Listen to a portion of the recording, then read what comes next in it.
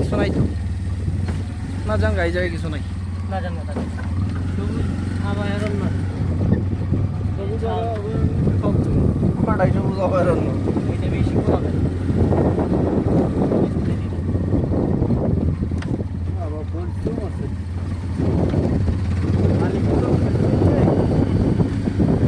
আমার হাতে আমি তো কম কম পয়সায় কম পয়সায় তো একবারে কম পয়সায় 170টা চিন্তা করছে আগে তো 100 টাকা ছিল 70টা পরে না বাড়াইছে ওই যে ওরা অবরোধ করা মিনিমাম 300 টাকা দেওয়া উচিত নাকি 70 টাকার কথা 300 টাকা বাংলাদেশ কি হয় না থাকা টাকা তো আবার ইয়ে